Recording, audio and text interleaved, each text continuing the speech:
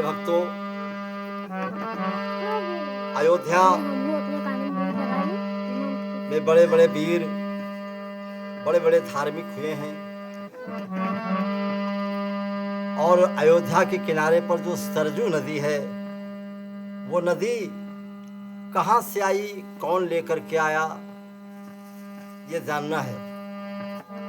एक राजा थे मनु, स्वयंभू मनु शत्रुपा की बात तो सब लोग ही जानते हैं। स्वयंभू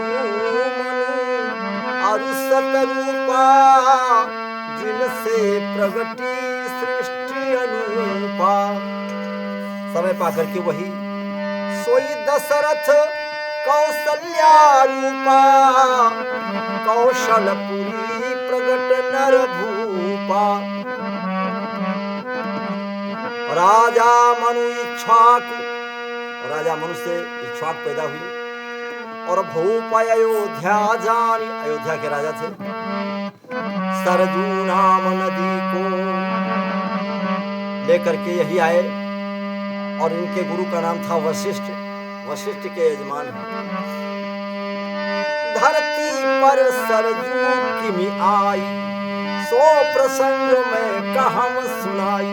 पृथ्वी पर सरजू को किस प्रकार से लेके आए, उसी संबंध में कुछ बताना है, ध्यान दें। एक दिन राजगद्दी पर बैठे हुए, एक दिन महाराज इक्ष्वाक अपने राज सिंहासन पर बैठे हुए थे। मनु बैठे सोचत मन भारी, अपुर पुर के निकट न सरिता बारी। अयोध्या नगरी तो बड़ी सुंदर है, लेकिन इसके किनारे पर कोई नदी नहीं है। और बिना नदी के बताया जाता है कि घर में स्नान करना ये निम्न कोटि का है, अधम कहा जाता है। घर में स्नान करना बहुत अच्छा नहीं होता है। और कुएं पर स्नान करना ये मध्य श्रेणी का होता है। और बहती हुई नदी में स्नान करना बहुत उत्तम होता है। और अपने गुरु वशिष्ठ के पास पहुंचे और वशिष्ठ से कहा, महाराज हमें एक नदी की आवश्यकता है, हमारे अयोध्या के किनारे एक नदी होनी चाहिए। सुनि वशिष्ठ अति हर्षित भयो, सुनि वशिष्ठ अति हर्षित भयो, कामधेनु तनया ढिग गए। और कामधेनु जो मनवांछित फल को प्रदान करने वाली है, ऐसी गौ, उसकी पुत्री जिसका नाम था नंदिनी, नंदिनी के पास पहुंचे और नंदिनी से पूछा कोई उपाय बताओ। तो नंदिनी ने बताया कि सुनो, एक समय की बात है, एक समय बैकुंठ में भगवान महाराज लक्ष्मी जी के सहित बैठे हुए थे। एक समय बैकुंठ मझारी, बैठे नारायण युत भारी। अपनी पत्नी के सहित बैठे हुए थे और नृत्य गान वाद्य यंत्र सब चल रहा था। महादेव गिरजा संग आए और सकल देव सादर सिर नाए। महाराज भोलेनाथ जी पहुंचे और भोलेनाथ को देख करके सब खड़े हो जाते हैं और बड़े प्रेम के साथ उनका अभिवादन करते हैं।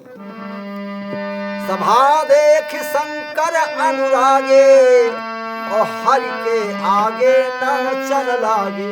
शंकर जी बड़े प्रसन्न होते हैं, पार्वती जी साथ में हैं, लेकिन प्रसन्न होकर के नाचने लगे और गीत वाद्य सब चल ही रहा था। लेकिन भगवान के भक्तों में से भोलेनाथ का सर्वप्रथम स्थान है।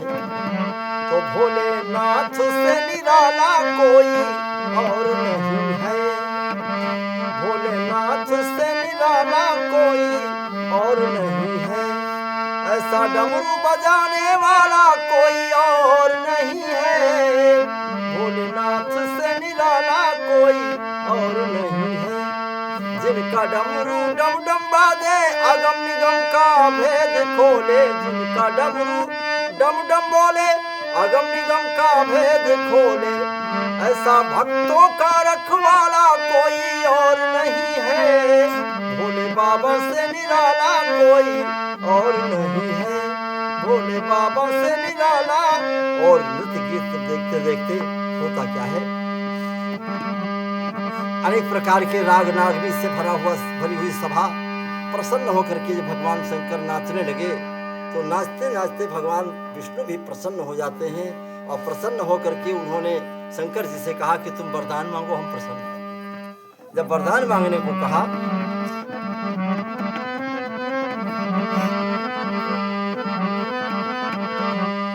सुन शंकर के वचन मुरारी, भगवान शंकर ने क्या कहा, अयोध्या की महिमा को होता है कि अयोध्या में सब कुछ संपन्न है महाराज, लेकिन एक नदी के बिना सूना सूना लगता है। अयोध्या तो तीनों लोक में छा जाने वाली, ऐसे अयोध्या जैसा धाम दूसरा कुछ है नहीं। यहाँ पर तो जितने तीर्थ होते हैं, रामनवमी के दिन सभी तीर्थ चले आते हैं यहाँ पर, और रामनवमी के दिन जाकर के स्नान कर लिया जाए तो संपूर्ण तीर्थों के, विश्व के संपूर्ण तीर्थों के स्नान करने का फल प्राप्त हो जाता है। बोलो शंकर भगवान की जय। ऐसे भगवान प्रसन्न हो जाते हैं, और प्रसन्न होकर के विष्णु भगवान के आंखों में आंसू भराए। और जब आंसू भराए तो होता क्या है, आंसू जब गिरे तो उनके आंसुओं को कमंडल में ब्रह्मा जी ने रख लिया। विष्णु भगवान के आंसू को कमंडल में ब्रह्मा जी ने रख लिया, और इसके बाद सभा विसर्जित हुई। अब इनके लिए महाराज इक्ष्वाक के लिए जब नदी को लाना है तो वशिष्ठ जी जाकर के अपने ब्रह्मा के पास पहुँचे, पिताजी के पास, और पिताजी 9000 वर्ष तक के लिए तपस्या में लीन थे, बैठे हुए थे। और तपस्या करने के बाद बड़ी मुश्किल से जब उनकी तपस्या छूटी,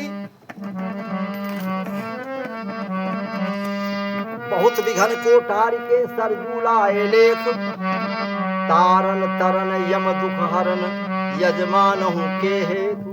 और जाकर के अपने पिताजी से कहा तो पिताजी ने उनके कहने से कमंडल से जो भगवान के आंसू थे सरजू इसको निकले हुए उन्हीं को साथ में भेज दिया।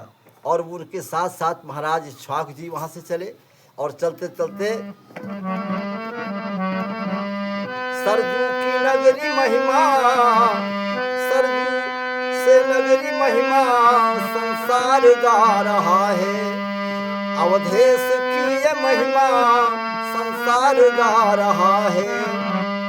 स्नान करने वाला फिर यमपुर न जा रहा है, स्नान करने वाला कभी यमपुर न जा रहा है, अवधेश की ये नगरी की जस संसार गा रहा है। और वहाँ से देखो कल्प भेद में अनेक प्रकार से बताया गया है।